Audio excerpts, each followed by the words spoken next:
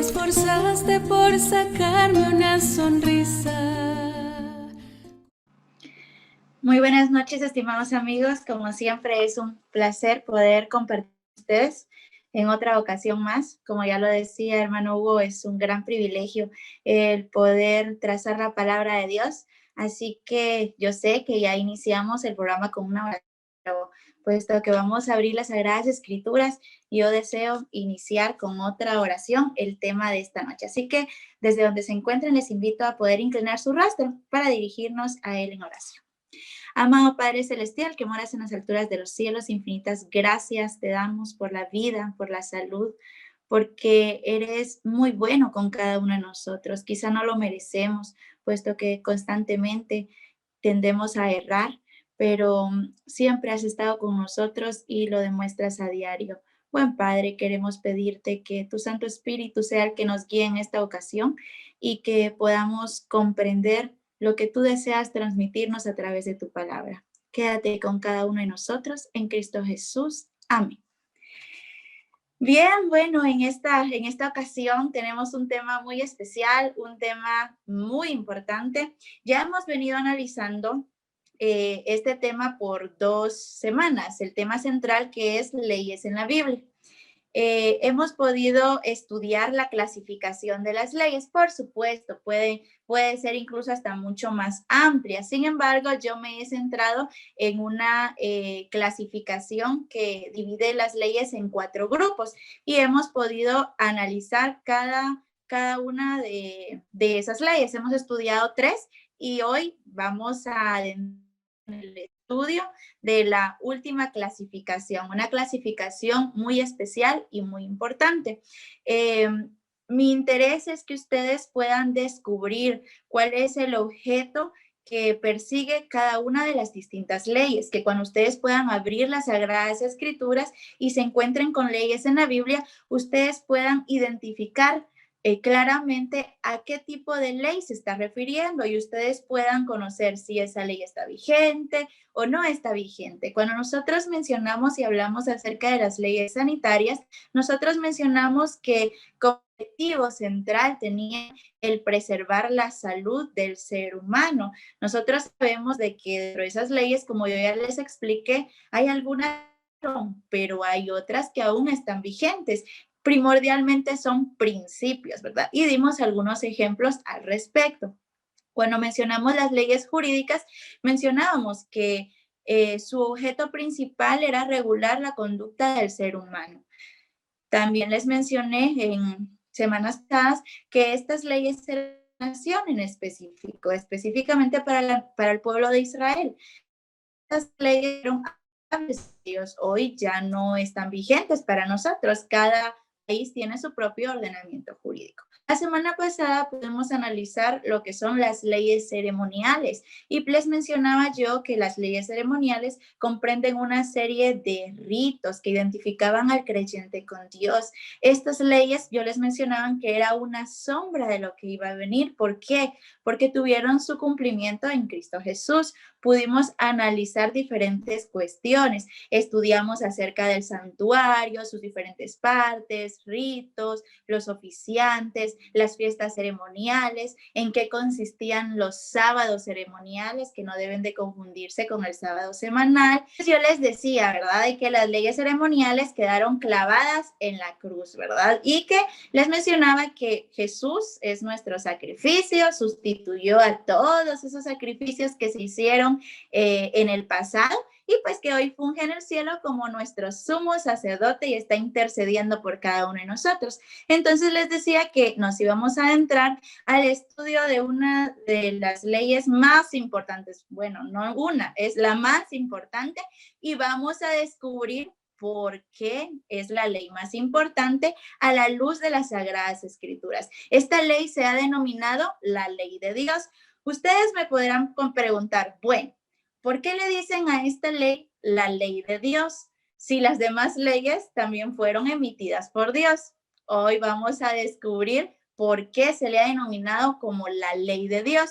También recibe otro nombre, se le denomina la ley moral, puesto que también es una ley que nos señala claramente qué es lo bueno y qué es lo malo según lo que ha mencionado Dios en su palabra. Vamos a iniciar definiendo esta ley. Yo la he definido como un conjunto de normas que tienen por objeto regular mi relación con Dios o la relación de Dios con su pueblo y mi relación con mi prójimo o la relación del ser humano con su prójimo. Así la he definido. Y conforme vayamos estudiando, ustedes van a descubrir por qué es que yo he definido de esta forma la ley moral o la ley de Dios. Vamos a analizar en este momento cuál es la diferencia o bueno, cuáles son las diferencias que tiene esta ley con el resto de leyes. Vamos a ver primero que esta ley se diferencia con el resto de leyes por la forma en que fue promulgada. Vamos a analizar el texto de Deuteronomio, capítulo 5, verso 22, que establece: estas palabras pronunció Jehová con potente voz ante toda vuestra congregación en el monte, de en medio del fuego, la nube y la oscuridad, y no añadió más.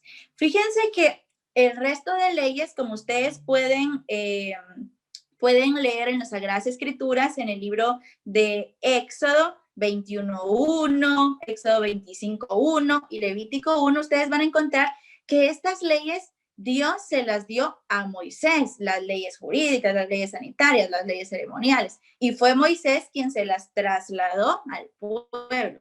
Pero con esta ley que vamos a estudiar el día de hoy ocurrió algo muy especial. ¿Por qué?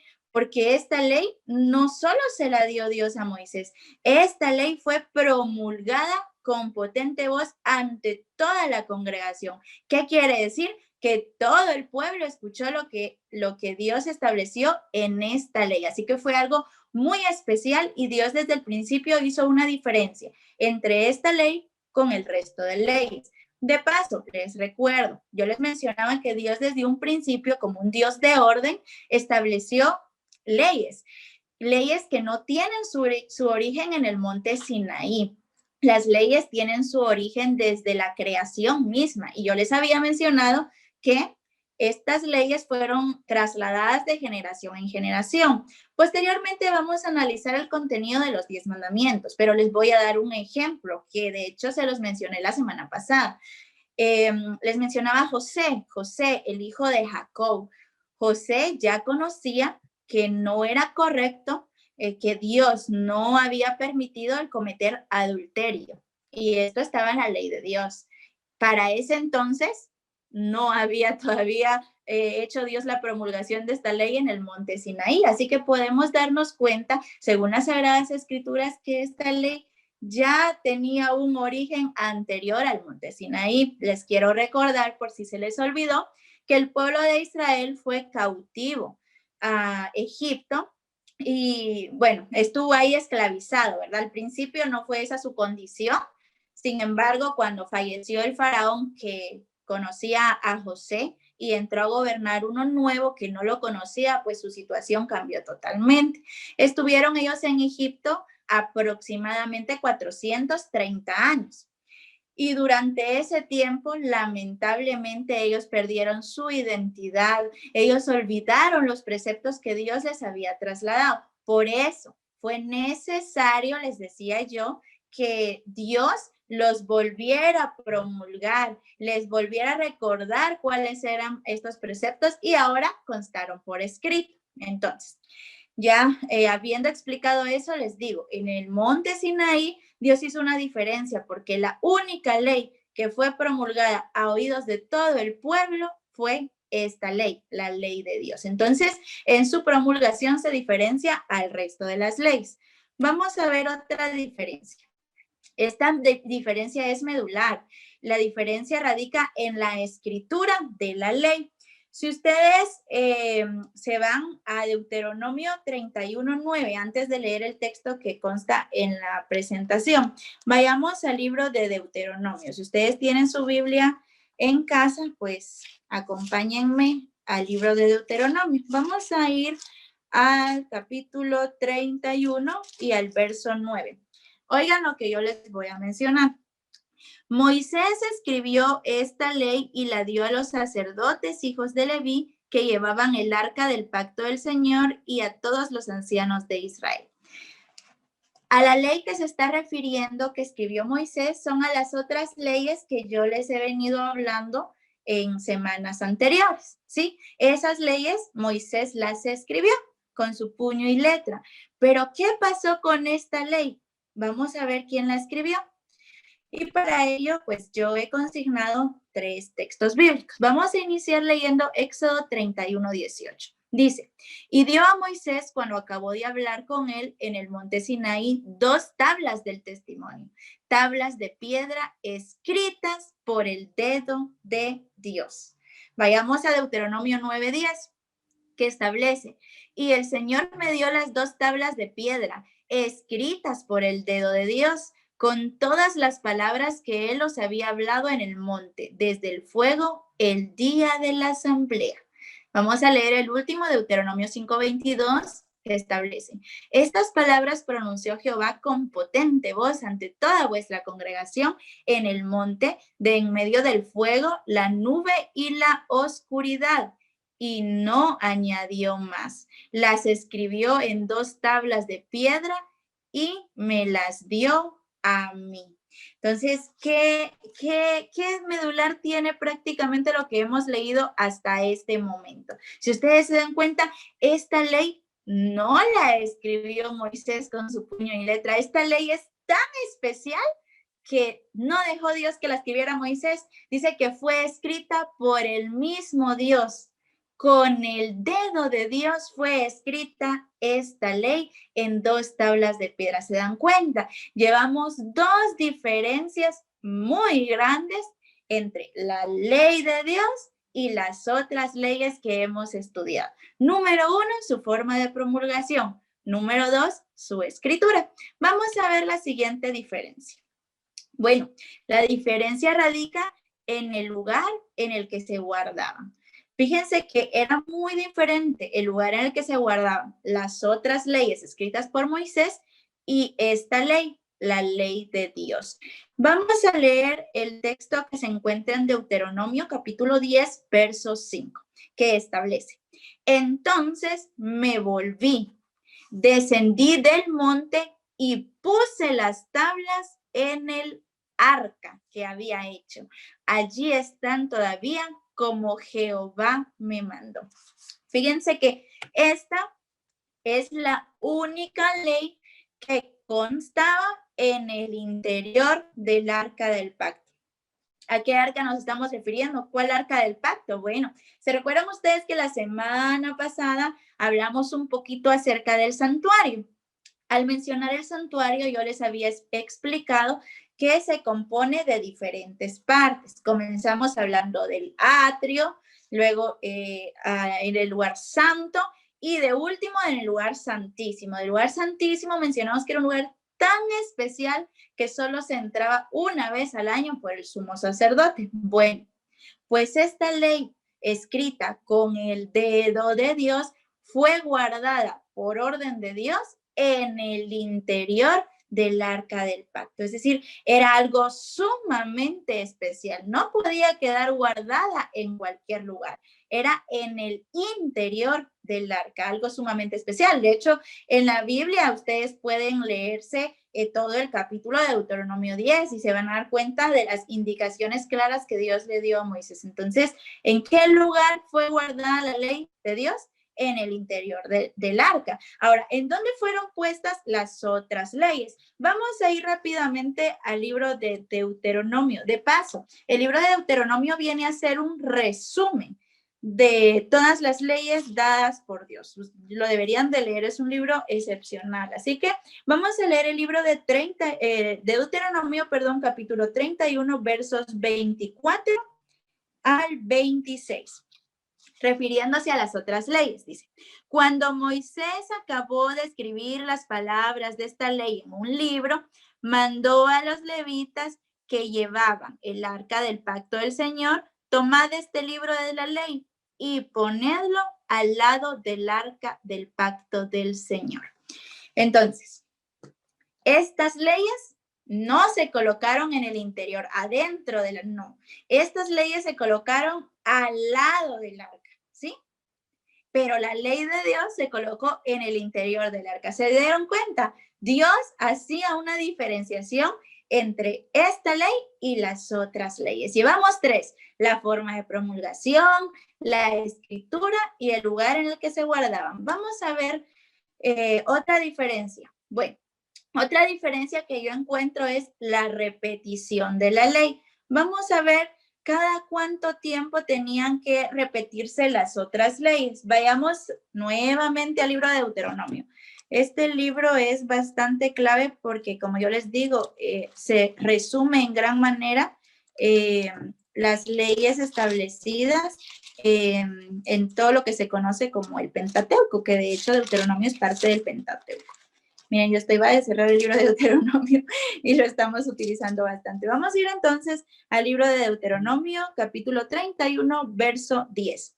Y Moisés les mandó: cada 7 años, en el año del perdón de las deudas, en la fiesta de las cabañas, leerás esta ley a oídos de todo Israel. Entonces, ¿cada cuánto tiempo debían de ser leídas estas otras leyes sanitarias, jurídicas, ceremoniales? ¿Cada cuánto tiempo? Era cada 7 años. Pero la ley de Dios, ¿cada cuánto tenía que ser repetido? Vayamos a Deuteronomio 6:8, que establece: estas palabras que yo te mando hoy estarán sobre tu corazón. Se las repetirás a tus hijos y les hablarás de ellas estando en tu casa y andando por el camino, al acostarte y cuando te levantes. Las atarás como una señal en tu mano y estarán como frontales entre tus ojos. Con esta indicación que Dios da acerca de la ley y de paso,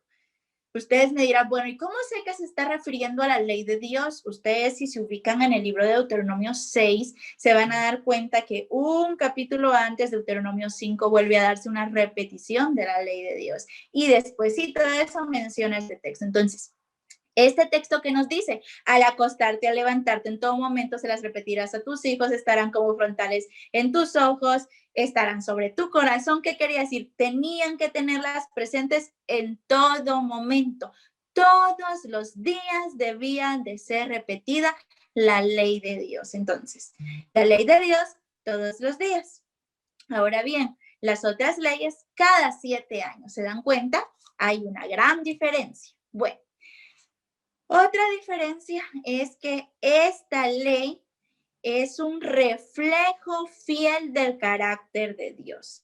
Fíjense que las otras leyes pues reflejaban a Dios en parte, pero esta ley tiene una cualidad que, de hecho, vamos a estudiar en esta noche cuáles son algunos atributos de Dios que establece las Sagradas Escrituras. Y vamos a notar que esos mismos atributos que la Biblia refiere hacia Dios, también refiere hacia esta ley, la ley de Dios. Así que vamos a iniciar. Dentro de estas características vamos a analizar la vigencia, ¿sí? La vigencia de la ley de Dios y de hecho, de paso, ¿verdad? ¿Cuánto tiempo tiene de existencia Dios y por cuánto tiempo va a existir? Veamos. Dios dice que es un Dios eterno. Yo les he consignado únicamente 2 textos bíblicos. El primero dice: antes que naciesen los montes y formases la tierra y el mundo, desde el siglo y hasta el siglo, tú eres Dios. Y el siguiente dice: firme es tu trono, desde entonces tú eres eternamente. Entonces, ¿cuánto tiempo ha habido Dios o cuánto tiempo ha estado presente? Dice eternamente. Entonces, Dios es eterno. Ahora, si decimos que Dios es eterno y que esta ley refleja el carácter de Dios, esta ley debe de ser también eterna. Vayamos a algunos textos bíblicos que yo les he referido. Salmo 119, 152 establece: hace mucho que entendí que tú estableciste tus mandamientos. ¿Para cuándo? Dice. Para 2 días, para 5 días, para siempre, ¿sí? El siguiente texto dice: las obras de sus manos son fieles y justas, confiables son todos sus mandamientos, permanecen firmes eternamente y para siempre, hechos en verdad y en rectitud. Entonces, ¿por cuánto tiempo dice? eternamente y para siempre.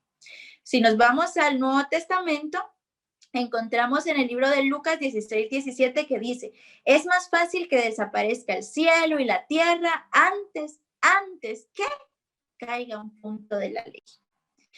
Vamos a terminar con Romanos 3:31 que dice, entonces, para quienes creen que esta ley fue clavada en la cruz, que de paso ya analizamos que ley fue la que fue clavada en la cruz, pero para quienes lo creen, ¿verdad? Este texto se está refiriendo a la ley de Dios y nos dice Pablo, entonces, ¿anulamos la ley por la fe? Es decir, la ley queda anulada por el sacrificio de Cristo. De ninguna manera, al contrario, confirmamos la ley. ¿Se dan cuenta? Entonces, el hecho de que Cristo haya venido, y lo vamos a ver más adelante, pero el hecho de que Cristo haya venido fue una confirmación de la ley. Miren, de hecho, qué fácil era para Dios haber derogado la ley. Si el problema era que había habido una transgresión a la ley y que la paga del pecado es muerte, es decir, que quien peca debe morir, ¿por qué Dios no derogó su ley? Tan fácil que era quitar la ley, pero no, esta ley es muy especial y Dios tuvo que enviar a Jesús para que muriera por nosotros, porque no era lícito derogar la ley, pues es el reflejo del carácter de Dios, es el fundamento de su trono, ¿sí? Entonces, con estos textos hemos hecho una comparación. Dios es eterno, la ley de Dios es eterna, en contraposición a las otras leyes. Ya dijimos, las leyes jurídicas caducaron o nosotros estamos bajo diferente sistema jurídico y de paso ya les dije que el único principio es que estas leyes no deben de vulnerar los principios establecidos en la Biblia. Las leyes ceremoniales ya vimos que caducaron cuando Cristo murió en la cruz del Calvario, esas leyes quedaron en desuso. Las sanitarias ya dijimos que en gran parte la mayoría quedaron en desuso y solo hoy se conservan principios y algunas están vigentes como las de la alimentación. Pero esta ley de Dios no, esta ley es eterna como el mismo Dios. Bueno, continuemos con otras características.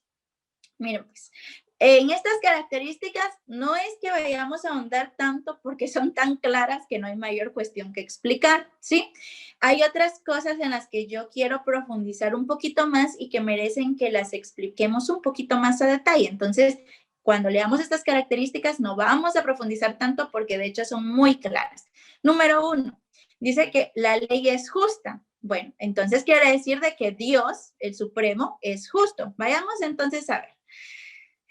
Justo es el Señor en todos sus caminos y misericordioso en todas sus obras. Entonces, el Dios que nosotros tenemos como soberano es un Dios justo y la ley es un reflejo de ese Dios. Si ustedes leen Romanos 7:12, dice, de manera que la ley a la verdad es santa y el mandamiento santo, justo y bueno. Entonces, con esto queda claro que Dios es justo, la ley es justa, vemos otro segundo atributo de Dios reflejado en la ley de Dios. Vamos con el siguiente, la santidad. ¿Qué quiere decir algo santo? Algo apartado, ¿verdad? Vamos a leer. Dios es un Dios santo. En Levítico 11:44 ustedes pueden ratificarlo. Dice, yo soy el Señor vuestro Dios. Por eso os santificaréis y seréis santos. ¿Por qué? Porque yo soy santo. Entonces, ratificamos que tenemos un Dios santo.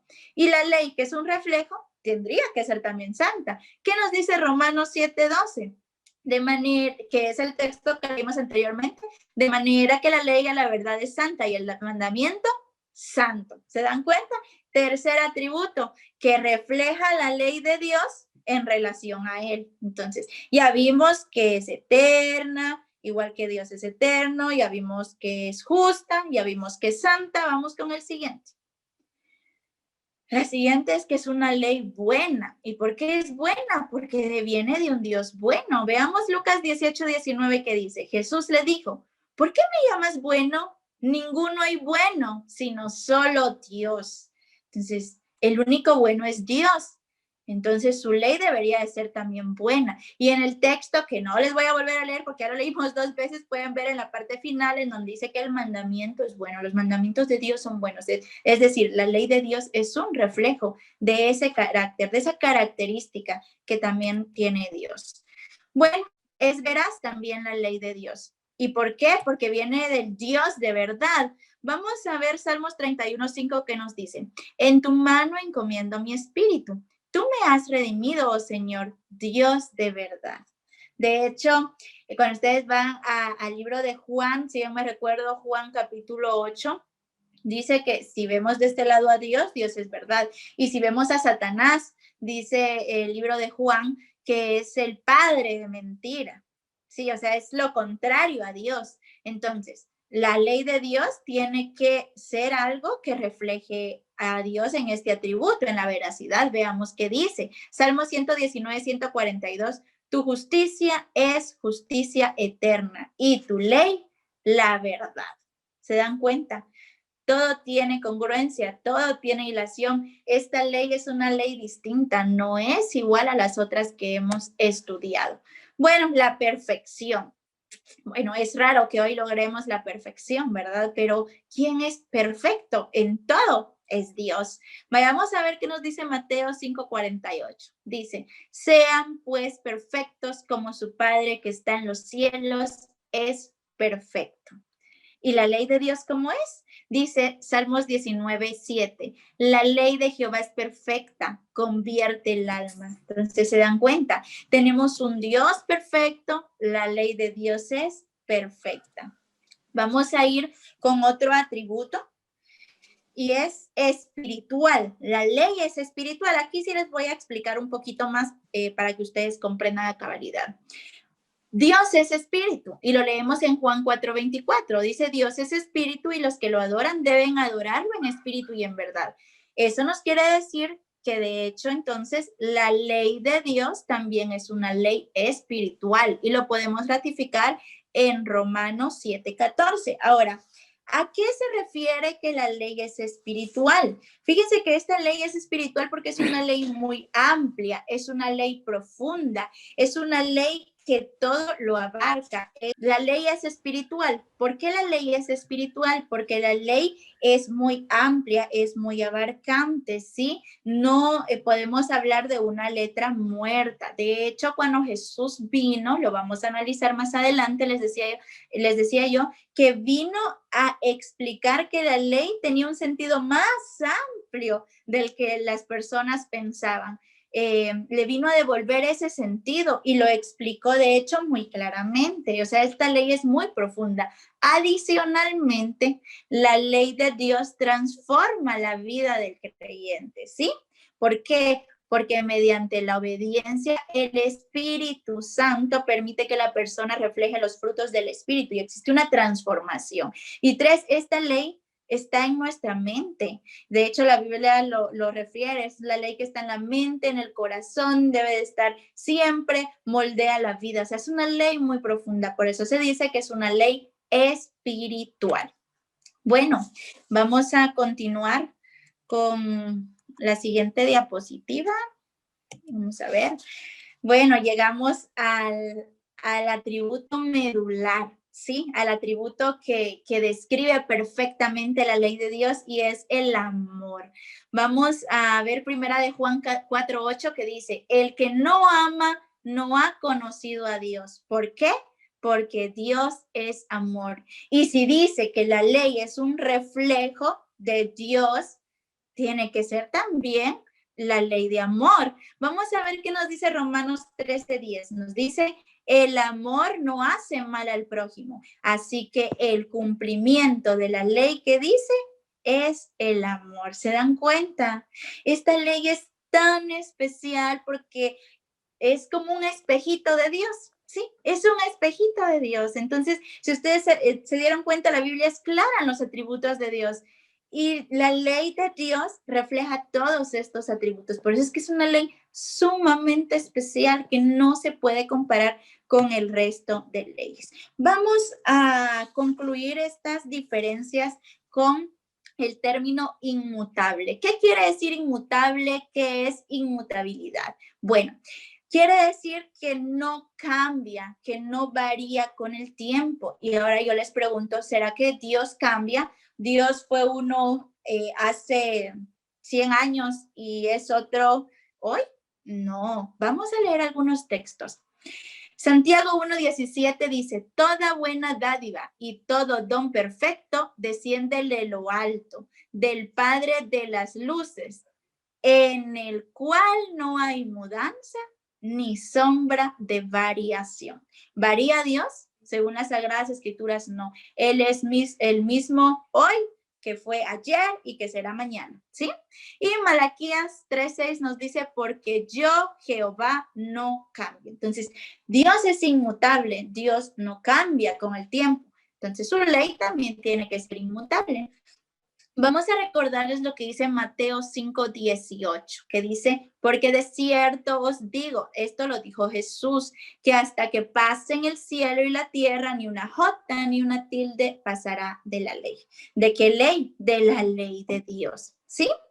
Bueno, entonces yo creo que han quedado claras las diferencias. Vamos a hacer un pequeño repaso con esta tablita que yo les he elaborado y que está proyectada en las diapositivas.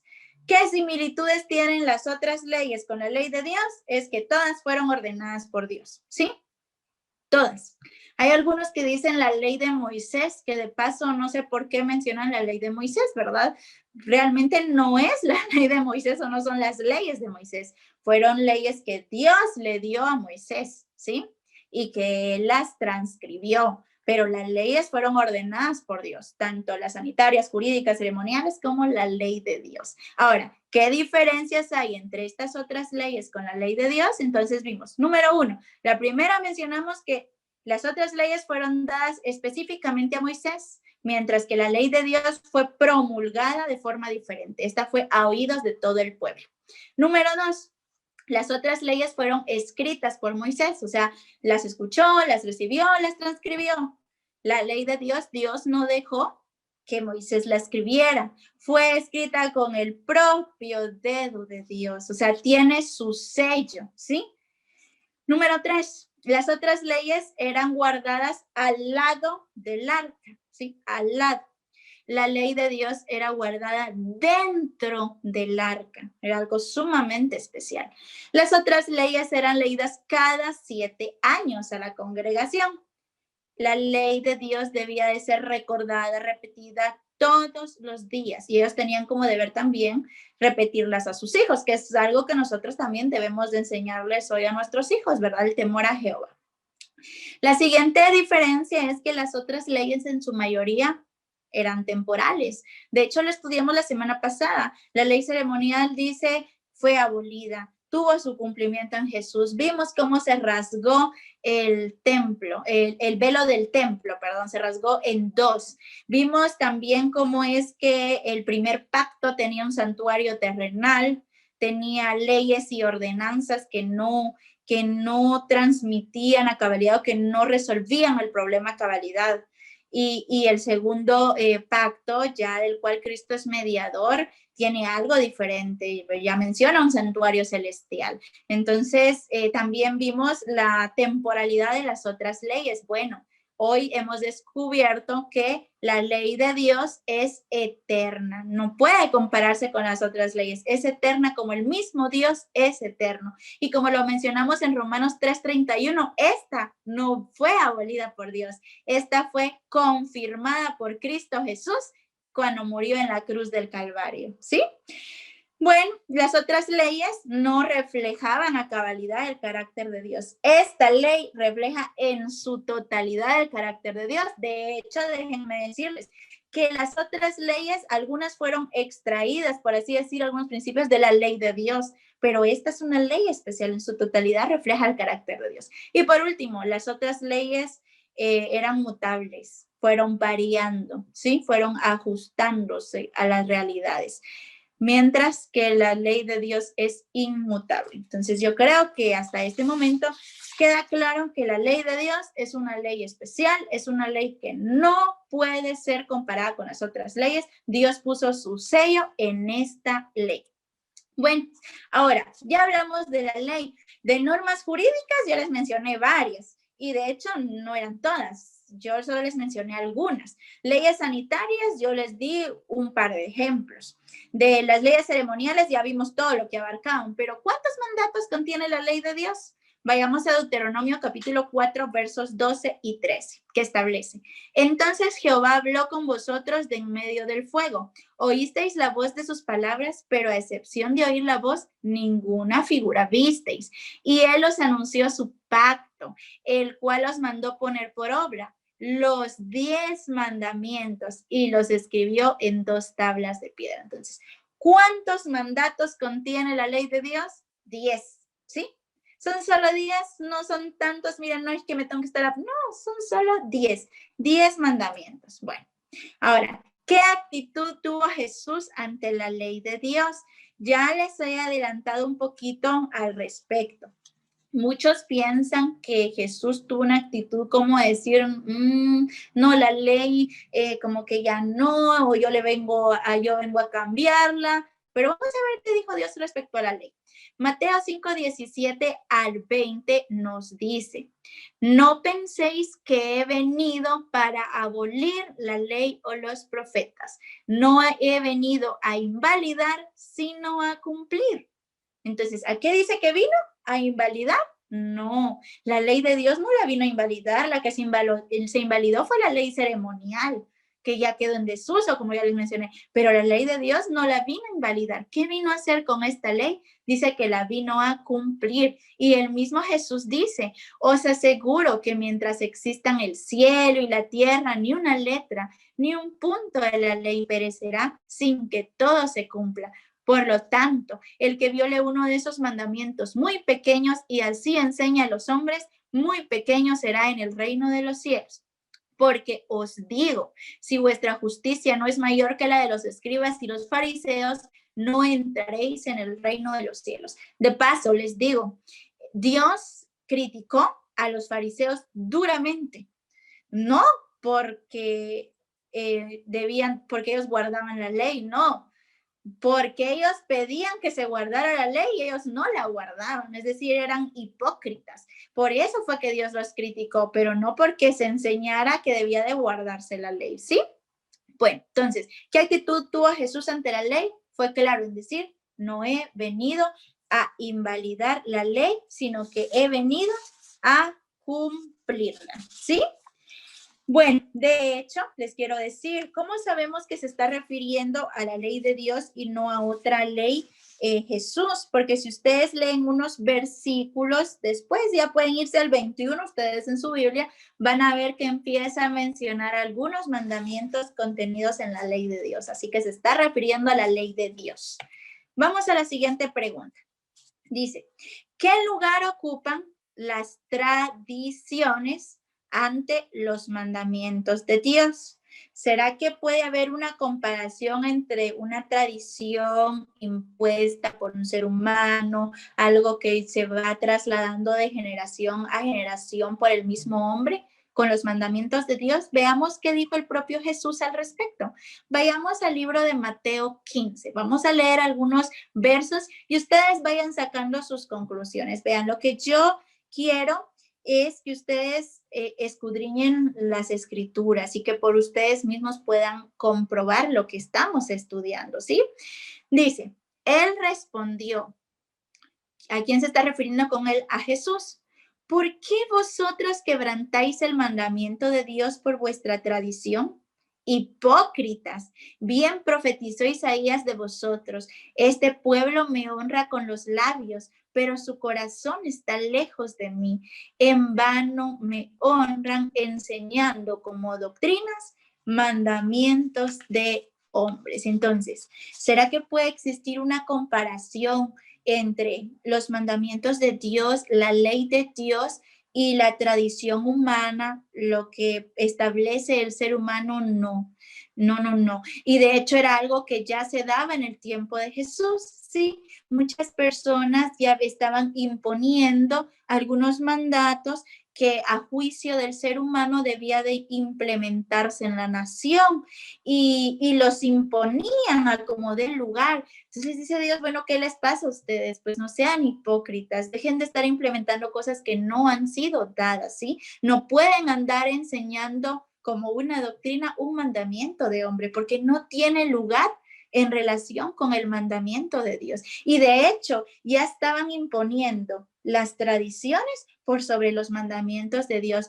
y eso no puede ser posible. De hecho, yo les mencionaba un texto que son varios, en Hechos 5, Hechos 5:29, que decía, es menester obedecer a Dios antes que a los hombres. Entonces, ante una tradición, ante un mandamiento establecido por un hombre, ¿qué lugar tiene la ley de Dios? Está por arriba, ¿sí? Por arriba. No puede compararse, ¿sí? Esta es la ley de Dios, estos son mandatos del hombre. Y si un mandato de hombre contraviene la ley de Dios, debe de ser eliminado, debe de ser erradicado, porque lo válido es lo establecido en la ley de Dios, ¿sí? Ahora, ¿cuán totalmente debe de ser guardada la ley de Dios? Los seres humanos a veces, bueno, de hecho ya les decía, ¿verdad? Tenemos como por naturaleza esto de no querer guardar las normas, como que ay, no somos como que muy reacios y andamos viendo salidas para ver y evitarnos, ¿verdad? El cumplimiento. Y muchos se pueden preguntar, pero ¿será que tenemos que guardar los pies o qué tan totalmente debemos de guardar la ley de Dios? Vayamos al libro de Santiago, Santiago capítulo 2, verso 10. Dice, cualquiera que guarde toda la ley, pero ofenda en un punto, se hace culpable de todos. ¿Qué quiere decir? Yo no puedo decir, fíjense que a mí me gusta más el mandamiento 8 y el mandamiento 9. El mandamiento 5 no mucho me llama la atención, voy a guardar esos dos y el 5 no. No, o sea, la ley tiene que ser guardada por completo. No puedo yo decir solo una parte, la que a mí más me gusta, la que a mí más se me ajusta. No, debe de ser guardada porque el mismo libro de Santiago establece, ¿verdad? Que si nosotros ofendemos en un punto, nos hemos hecho transgresores de toda la ley, ¿verdad? Bueno, ahora, anteriormente en el Nuevo Testamento había mucha discusión entre judíos y gentiles en que si se tenían que circuncidar, si no se tenían que circuncidar. Los judíos le querían imponer a los gentiles la circuncisión, que tenía que ser obligatoria. Luego entonces les dice Pablo, ¿qué están discutiendo ustedes? O sea, están discutiendo algo totalmente irrelevante. ¿Qué es más importante que ser judío o ser gentil? Vayamos a ver qué nos dice 1 Corintios 7:19. Establece, la circuncisión nada significa y la incircuncisión nada significa. Lo que importa es guardar los mandamientos de Dios. Entonces, cuando estaban en ese conflicto, les dice, pues, ¿qué les pasa? O sea, circuncisión, incircuncisión, ya nada de eso es importante. Lo que es importante que es guardar los mandamientos. Y eso es más importante que ser judío o que ser gentil, ¿sí? Que circuncidarse o no circuncidarse. Vamos a la siguiente pregunta. Según el apóstol Juan, ¿cómo sabemos que conocemos a Dios? Ahora, yo puedo decir, Dios, yo conozco a Dios, pero ¿cómo sabemos realmente que conocemos a Dios según las Sagradas Escrituras? Veamos qué nos dice el libro de Primera de Juan, capítulo 2, versos 3 y 4. Dice, en esto sabemos que nosotros lo conocemos. ¿Cómo? Si guardamos sus mandamientos. El que dice, yo lo conozco, pero no guarda sus mandamientos, el tal es mentiroso y la verdad no está en él. Entonces, ¿cómo? ¿Pero por qué dice eso? Podríamos decir, bueno, recordemos que yo les mencionaba que la ley de Dios es un reflejo del carácter de Dios. Es como un espejito, ¿sí? Entonces, si yo digo que conozco a Dios, conozco sus mandamientos y guardo sus mandamientos, ¿sí?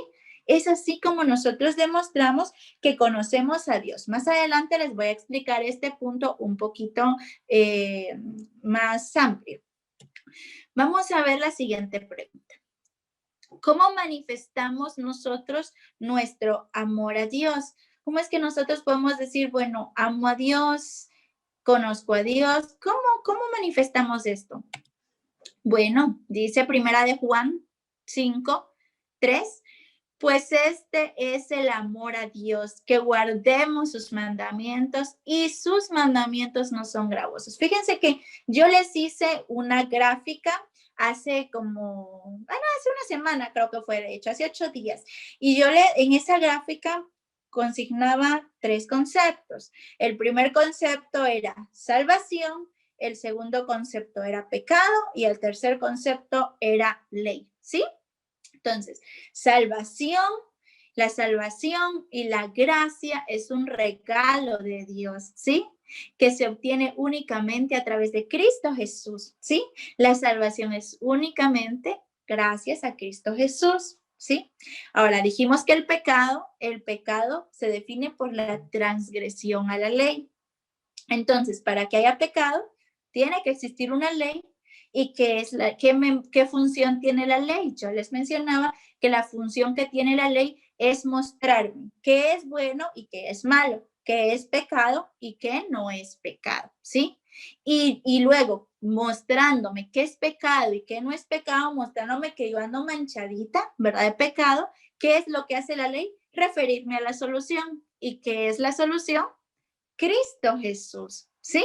Entonces, recapitulando, dice, ¿cómo sé yo o cómo demuestro yo que amo a Dios? Demuestro guardando sus mandamientos. O sea, todo tiene relación. Fíjense que cuando ustedes se van al libro de Salmos y leen un poquito, de hecho los salmos son como oraciones, ¿sí? Y muchas de esas oraciones fueron hechas por David. Bueno, ustedes se van a esas oraciones. Pueden ver cuando David dice, me deleito en tu ley. O sea, la ley es algo que forma parte de mi meditación diaria. Cuán dichoso. O sea, la ley no debe de verse como una carga, ¿sí? La ley de Dios debe de ser una delicia para nosotros, ¿sí? Y no la guardamos para salvarnos, porque jamás vamos a ser salvos por la ley. Quien nos salva es Cristo Jesús. El que hizo todo fue Cristo Jesús. Pero guardamos la ley porque por amor y por respeto y temor a Jehová. De paso, temor no se refiere a miedo. Temor es un sinónimo de respeto, reverencia a Dios, ¿sí? Bueno, fíjense que la mayoría se pregunta hoy en día, bueno, ¿y cuál será la iglesia verdadera? ¿Cómo puedo yo identificar a la iglesia verdadera?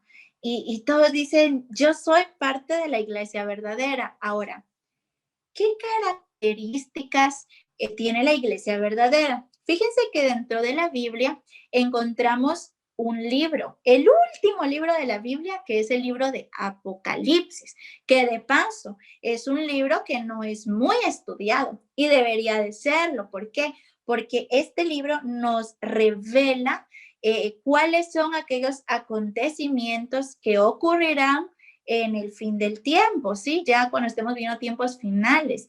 Y también refleja qué características va a tener el pueblo de Dios. Entonces, ¿cómo sé que una iglesia es la verdadera o no es la verdadera? Bueno, vayamos a ver esas características. Vamos a ver una de ellas. Vayamos a ver 2 textos claves. El primero está en Apocalipsis 12:17 y el segundo en Apocalipsis 14:12. El primero establece, entonces el dragón, que de hecho el dragón en Apocalipsis se está refiriendo a Satanás, ¿sí? Entonces Satanás, podríamos decir, se llenó de ira contra la mujer. La mujer en Apocalipsis es identificada como la iglesia, ¿sí? Recapitulemos entonces. Entonces Satanás se llenó de ira contra la iglesia y se fue a hacer la guerra contra el resto de la descendencia de ella. O sea, ¿contra quiénes está furioso Satanás? Contra los hijos de Dios, porque la iglesia somos nosotros, no es un templo, no es un edificio, no es una construcción, la iglesia somos nosotros. Entonces, Satanás dice ahí que está furioso, pero ¿contra quién está furioso? Contra la iglesia de Dios. ¿Y qué característica tiene la iglesia de Dios? Dice, los que guardan los mandamientos de Dios y tienen el testimonio de Jesucristo. Vamos a enfocarnos en la primera característica, que dice, guardan los mandamientos de Dios. Muchos hoy dicen, mira, tú hoy estás viviendo bajo la gracia, la ley quedó abolida. Cuando Cristo vino a invalidar la ley. Pero hoy hemos visto que en la misma Biblia se relata que una característica trascendental que va a identificar la iglesia verdadera es que guarda los mandamientos de Dios. O sea, no ha sido invalidada la ley de Dios, solo que nos hemos equivocado en la función que le hemos dado. La ley no es para salvación. Yo no guardo la ley por salvarme, se los repito porque quiero que les quede claro. Yo guardo la ley por amor a Dios. ¿Y por qué? Porque cuando yo conocí a Cristo Jesús me dio la oportunidad de una nueva vida. Yo soy una nueva criatura. Yo ya no puedo seguir viviendo como vivía anteriormente, ¿sí? Por amor a ese Dios maravilloso, yo guardo sus mandamientos y sus mandamientos no me son una carga, no, son mi dicha, son parte de mi felicidad. Vamos a leer el segundo texto, Apocalipsis 14:12. Dice, aquí está la paciencia de los santos. ¿Quiénes son? Los que guardan los mandamientos de Dios y la fe de Jesús. Entonces, ¿cuál es la característica que va a imperar en la iglesia verdadera de los últimos días? No va a ser una denominación, va a ser que la iglesia verdadera va a guardar los mandamientos de Dios. Entonces, si usted quiere buscar la iglesia verdadera, primero vaya a las Sagradas Escrituras. Dios nos ha dejado todo en la Biblia, ¿sí? No hay otro lugar en el que encontremos algo en donde Dios nos haya referido alguna cuestión distinta. No, todo está en la Biblia. Entonces yo les invito a que vayan a las Sagradas Escrituras, ¿sí? Allí vamos a encontrar cuál es la voluntad de Dios.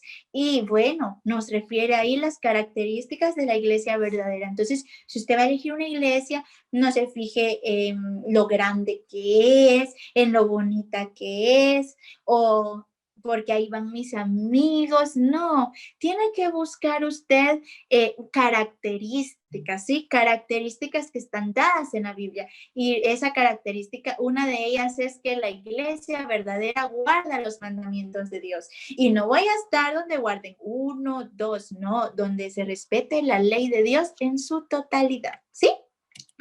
Bueno, para finalizar estos textos de Apocalipsis, fíjense de que Dios da promesas, muchas promesas. Algunos se asustan con Apocalipsis, dicen, ay, es que hay muchas bestias, muchas cosas bien extrañas. Pero no, no solo aparecen símbolos, aparecen promesas maravillosas. Por ejemplo, se vuelve a mencionar el árbol de la vida, que de hecho se menciona en el libro de Génesis, ¿verdad? Y que estaba en el jardín del Edén. Bueno, entonces dice Dios, ¿quiénes tendrán acceso al árbol de la vida? Vayamos a Apocalipsis 22:14, al último capítulo del libro de Apocalipsis. Y dice, bienaventurados. ¿Qué quiere decir bienaventurados? Felices. ¿Y quiénes serán felices? Los que guardan los mandamientos para que tengan derecho al árbol de la vida y entren por las puertas de la ciudad. Entonces, concluimos que la ley de Dios es una ley distinta, es una ley especial. Dios dio diferencias claras que la identifican como un fiel reflejo de su carácter y que la distinguen de las otras leyes, ¿sí? Es una ley que hoy está vigente, es una ley que Jesús nos dio ejemplo de cumplir y es una ley que hoy nosotros debemos de guardar no para salvación, sino por amor a Dios, ¿sí? Bueno, esta ley tiene una división. Si ustedes se recuerdan, dice que esta ley fue escrita por el dedo de Dios y que se le entregó a Moisés en 2 tablas, ¿sí? 2 tablas. Entonces, vamos a ver esa división. Miren, pues, en la primera tabla, por así decirlo, podemos ver 4 mandamientos. Esos 4 mandamientos me identifican en mi relación con Dios. ¿Sí? Me hablan del amor a Dios. Y en la siguiente tabla podemos delimitar 6 mandamientos. Esos 6 mandamientos identifican mi relación con el prójimo, esa relación de amor con el prójimo. De paso, les quiero decir, la ley de Dios es amor, ¿sí? Tiene como núcleo el amor. ¿sí? Está envuelta en amor. Todos los mandatos reflejan el amor de Dios. Entonces, por eso fue que yo les definí a la ley de Dios como el conjunto de normas emitidas por Dios que rigen mi relación con Dios y con mi prójimo. Pero entonces me surge la duda. Fíjense que hay algo en los evangelios. Hay una pregunta que se le hizo a Jesús y que hoy muchas personas consideran que la respuesta que dio Jesús vino a ser una sustitución de los dos mandamientos y muchos piensan que hoy solo tenemos dos mandamientos. Vamos a analizarlo rápidamente. Veamos, pues, cuál fue esa pregunta que se le hizo. Cuando nosotros leemos la Biblia, hay algo que debemos de tener muy claro, ¿sí? Cuando leemos debemos de ubicarnos en el contexto. Tenemos que ver a quién se le refirieron tales palabras, en qué momento se le refirieron, ¿sí? ¿Cuál era el ambiente? Todo eso son aspectos que debemos analizar en las Sagradas Escrituras. Entonces, teniendo esto presente, leamos el texto. Entonces, los fariseos. ¿Quiénes eran los fariseos? Los que se atribuían ser los legalistas. Los extremos, de paso, no son buenos. Entonces ellos, los legalistas, que supuestamente cumplidores de la ley, que de cumplidores no tenían nada, pero bueno. Entonces los fariseos, oyendo, dice, que había hecho callar a los saduceos, cuando Jesús vino, de hecho, ustedes cuando leen los evangelios se pueden dar cuenta que los líderes religiosos no lo querían. Buscaban ocasión para hacerle caer. Buscaban una ocasión para encontrarle un motivo para hacerlo digno de muerte, ¿sí? Entonces, varios grupos le tentaban constantemente para que en una palabrita él se equivocara y ahí, la ley, apliquémosle la ley y que muera, etc. Bueno, entonces, oigan, pues dice, cuando los fariseos escucharon que había hecho callar a los saduceos, se juntaron a una y uno de ellos, intérprete de la ley, ¿sí? ¿Qué es un intérprete o qué es una interpretación de la ley? ¿Será que es solo leerla o solo saber la memoria? No. Interpretar significa descubrir el sentido que la ley encierra, ¿sí? Entonces, un intérprete de la ley, es decir, alguien que iba más allá de la letra de lo que establece la ley, le preguntó, pero su pregunta ya tenía un prejuicio, ¿sí? Su pregunta llevaba algo malicioso y le dice, por tentarle, dice que le dice, maestro, ¿cuál es el mayor mandamiento en la ley? Jesús le dijo, amarás al Señor tu Dios con todo tu corazón y con toda tu alma y con toda tu mente. Este es el primero y mayor mandamiento. Y el segundo es semejante a este. Amarás a tu prójimo como a ti mismo. De estos dos mandamientos penden toda la ley y los profetas.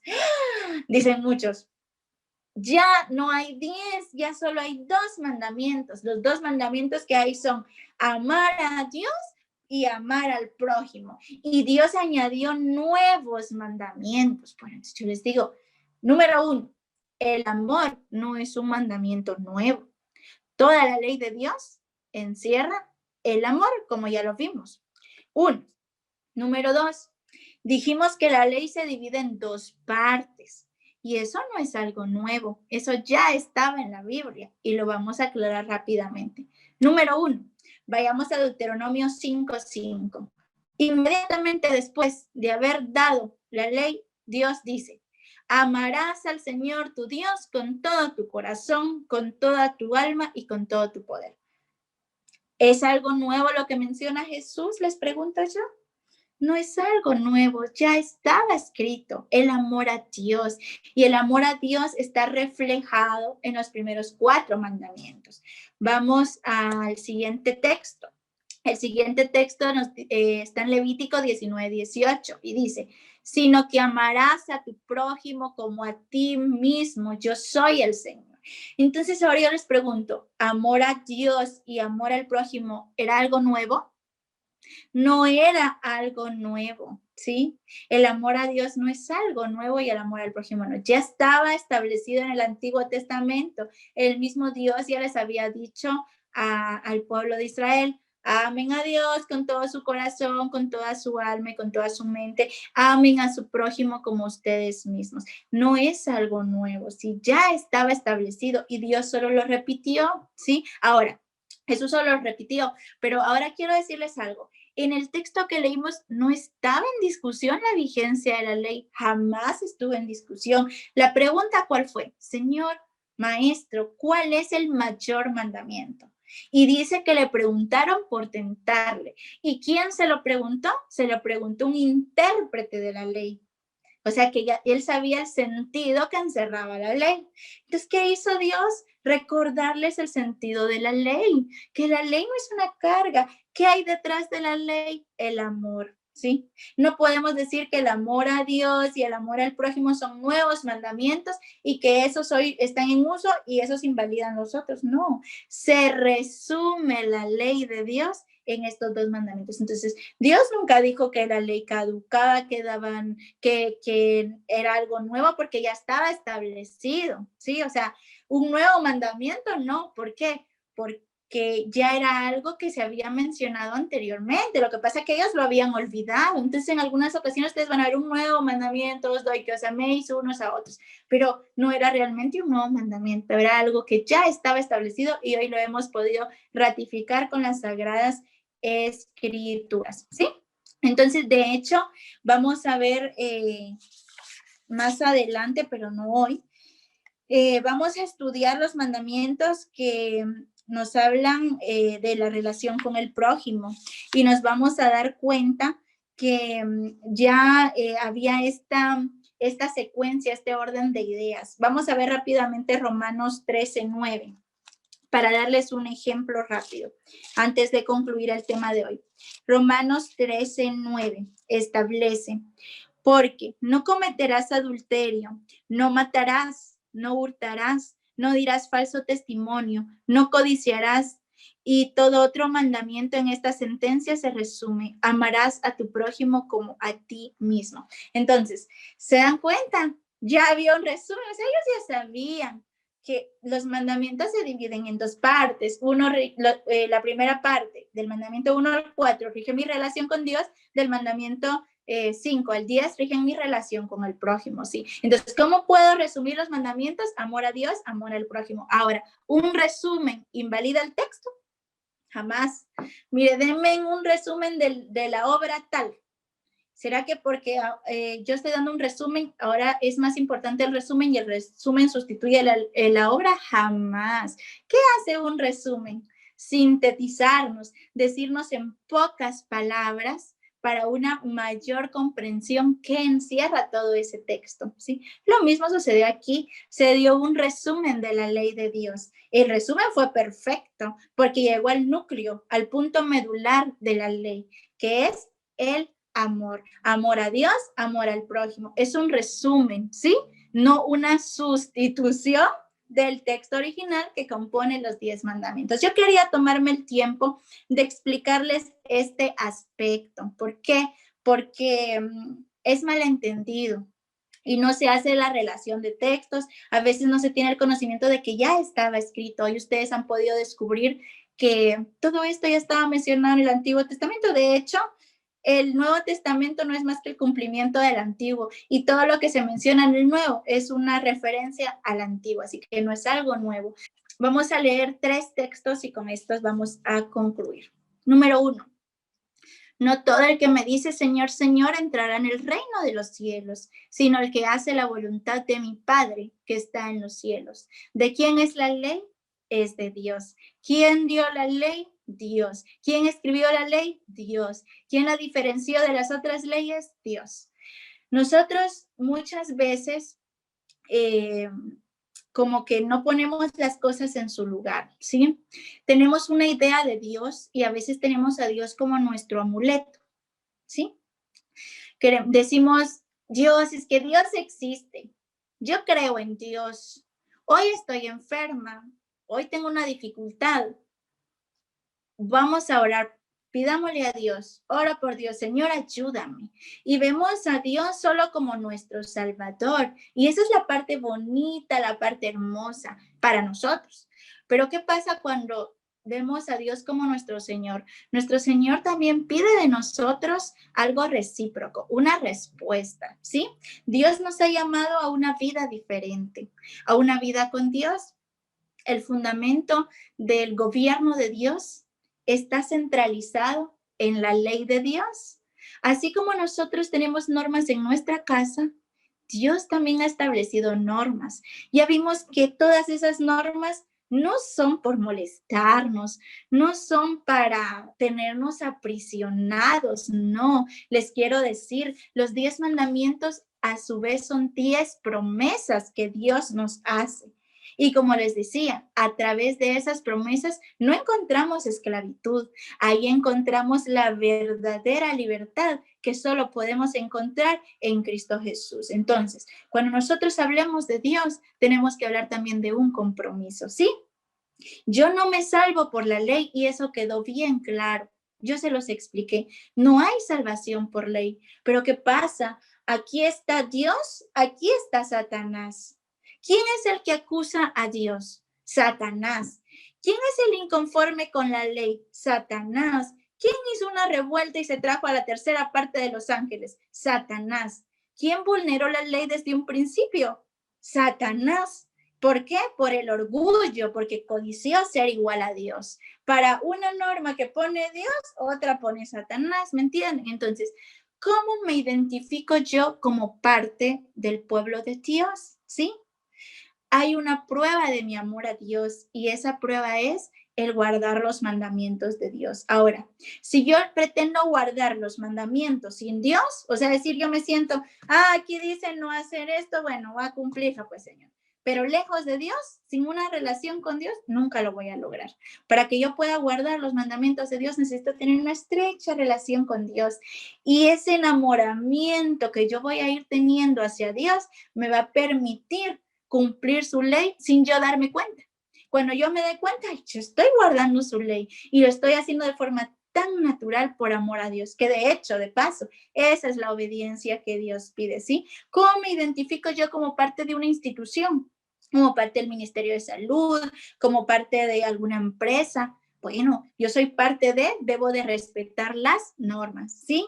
Yo digo que soy hijo de Dios. Yo me debo de identificar con Dios, debo de conocer a Dios, debo de identificar cuál es su carácter. Y cuando voy a su carácter veo el reflejo ahí, la ley de Dios. Y entonces, en consecuencia, ¿qué pasa? Yo me identifico con esa ley y llego a tener la actitud que tuvo David. ¿Qué actitud? Yo no veo ningún salmo donde diga, ay, qué cargada es la ley de Dios. No, amo tu ley, dice. Tu ley todo el día es mi meditación, ¿sí? Yo no puedo decir, yo amo a mi esposo, pero le falta el respeto, veo a otros hombres por allá, entonces, ¿será ese amor a mi esposo? Es incongruente, es ridículo que yo diga que amo a mi esposo cuando estoy haciendo cosas que nada que ver con mi esposo. Entonces, yo no puedo decir amo a Dios cuando solo le busco para que Él me ayude, haga esto, haga lo otro. No, también tengo que tener un compromiso y ese compromiso es recíproco, ¿sí? Entonces, por eso es que está este texto. No todo el que me dice Señor, Señor, entrará en el reino de los cielos, sino el que hace la voluntad de mi Padre que está en los cielos. Fíjense que está Salomón. Salomón es el hijo de David, el del rey David. Salomón fue el que Dios eligió para sustituir a David en el reino. Salomón, cuando ya estaba en el reino, tenía pena, tenía muchas cosas en mente porque era muy joven. Dios se le acerca y le dice, Salomón, pide lo que tú quieras y te será dado. ¿Y qué pide Salomón? Sabiduría para liderar al pueblo. Bueno, luego viene, esto le agrada a Dios y le da todo lo que no pidió, pero esa sabiduría se demuestra en los libros que él escribe, ¿sí? Y escribe varios, Proverbios, Eclesiastés, Cantares. Si nos vamos a Eclesiastés, Eclesiastés es un libro que viene a ser como una reflexión de vida, ¿sí? En donde Salomón nos habla de su experiencia en diferentes ámbitos de la vida, en el ámbito laboral, en el ámbito familiar, en el ámbito social. Y bueno, cuando termina el libro, Veamos qué dice. Miren, ¿para qué les voy a decir tanto? ¿Qué termina diciendo Salomón? El fin de todo discurso es este: teme a Dios y guarda sus mandamientos, porque este es todo el deber del hombre. ¿Cuál es la conclusión entonces que existe? Teme a Dios. Teme a Dios, ¿qué quiere decir? Respeta a Dios, el Dios que te ama tanto. ¿Y cómo demuestro yo ese amor y ese respeto a Dios? Identificándome con Él y en consecuencia guardando por amor a Él sus mandamientos. Concluimos entonces con este último texto. Mateo 7, 21, 23 dice, y miren con qué amor escribe. Ahora, hijitos, permaneced en Cristo. Si sabéis que Él es justo, sabed también que todo el que obra justicia es nacido de Él. Entonces, ¿se dan ustedes cuenta? Cristo nos vino a dar ejemplo. Cristo vino a reflejar el carácter de Dios de forma más amplia. Cristo nos recordó el amor que Dios tiene para cada uno de nosotros y Él fue un ejemplo perfecto de obediencia. Hoy nosotros, al ser reconciliados con el Padre a través de Cristo, hemos sido llamados hijos de Dios, por lo tanto, hermanos de Jesús. Entonces, como Jesús nos dejó ejemplo, debemos de hacerlo nosotros. Dice que Dios es justo, Cristo es justo y todo el que obra justicia es nacido de Él, ¿sí? La luz no puede tener una armonía con las tinieblas, o la luz o las tinieblas, o el agua o el aceite, ¿sí? Entonces, tengamos identidad, conozcamos a Dios. Yo les invito, no se queden solo con lo que hoy les he dicho, vayan a las Sagradas Escrituras, vayan a la palabra de Dios. Verifiquen todo lo que hemos estudiado. Yo les invito a leer la Biblia desde Génesis hasta el Apocalipsis. Enamórense de Dios y lleguen a la conclusión que tuvo David. Amo tu ley. Todo el día es mi meditación, porque esos mandamientos no son gravosos, esos mandamientos reflejan el carácter de mi Dios, un Dios bueno, un Dios que me ama, un Dios que los ha establecido para mi felicidad. Este es el tema de esta noche, así que Dios les bendiga. Vamos a concluir con una oración. Luego, pues vamos a escuchar qué tienen para nosotros nuestras conductoras. Así que inclinemos el rostro donde nos encontremos. Amado Padre Celestial, que moras en las alturas de los cielos, muchas gracias te damos porque nos has permitido estudiar tu palabra. Hemos podido hoy aprender muchas cuestiones dentro de ellas, Padre, que tienes una ley especial, que tienes una ley con la que te has identificado, una ley que refleja fielmente tu carácter. Sabemos, Padre, que esta ley es eterna como tú mismo eres eterno. Esta ley no varía como tú mismo eres inmutable. Rogamos, Padre, que nos permitas conocerte cada día más, que nos permitas identificarnos contigo y poder ser no solo oidores, sino también hacedores de tu palabra, y que lo que hoy hemos aprendido podamos compartirlo con otras personas que nos rodean. Ruego, Padre, que puedas quedarte con cada una de las personas que se encuentran hoy presentes, que puedas bendecirles grandemente